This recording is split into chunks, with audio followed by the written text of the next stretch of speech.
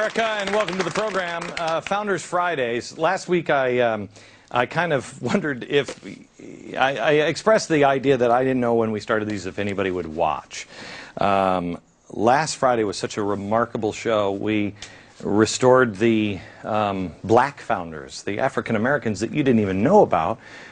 Just before we started the program, they whispered in my ear that we were #1 in all of cable news last Friday. There is a great hunger for the truth in America and the restoration of that truth. Wherever the chips fall, just tell us the truth. It explains so much. When you start to restore history and put it in its rightful place, you begin to see how we got here.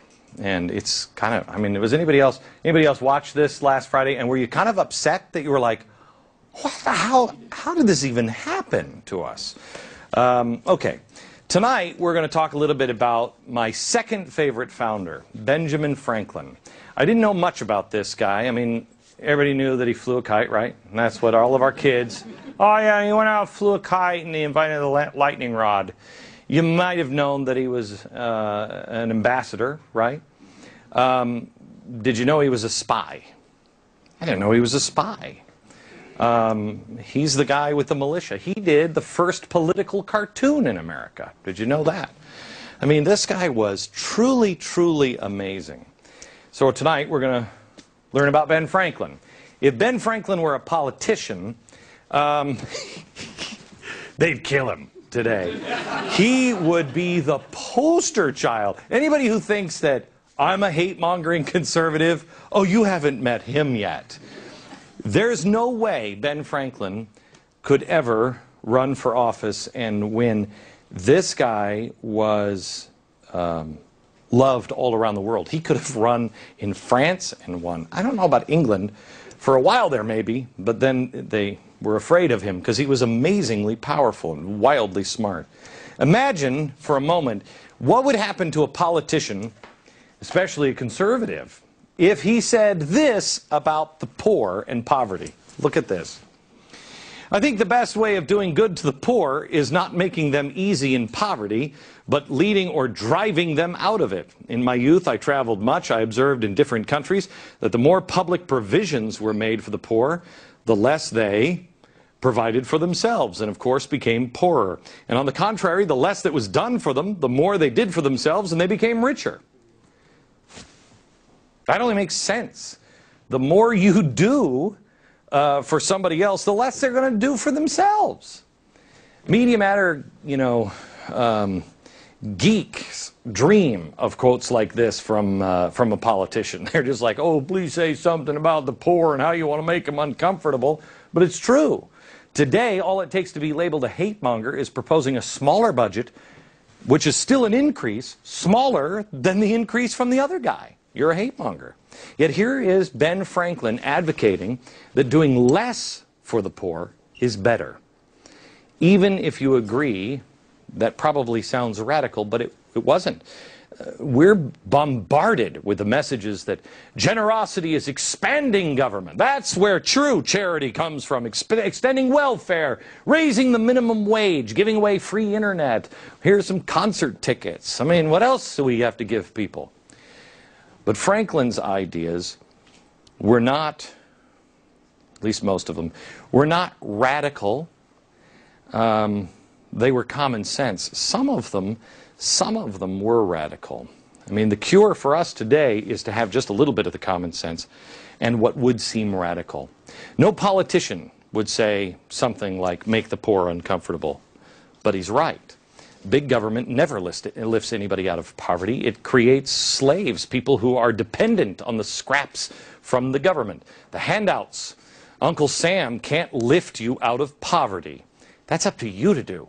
I mean, as far as I'm concerned, Uncle Sam is wearing striped pants for a reason. The guy should be in prison. I have met a lot of successful people. I know a guy who's a billionaire. He grew up in a house with cardboard walls. He went on to invent the egg carton. He's a billionaire today.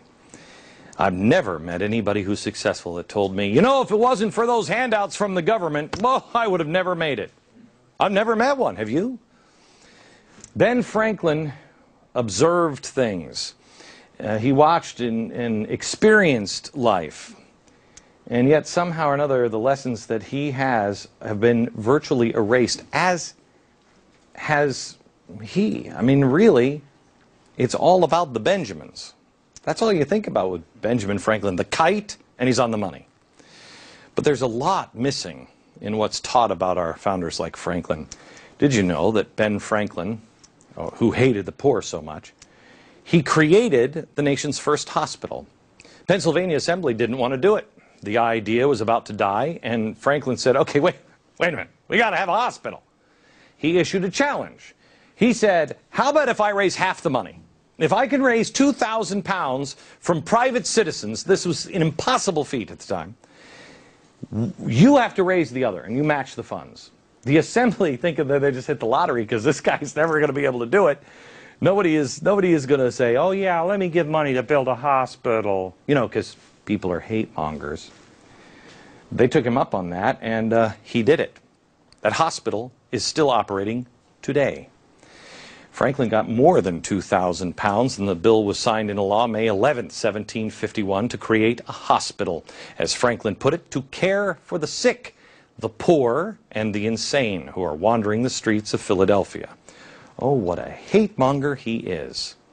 Franklin also is lumped in with the other founders that were racists. That's all you ever hear. How many times have you heard that all of our founders are just nothing but white guys, rich white guys, and they're all racist? Ben Franklin couldn't be further from a racist.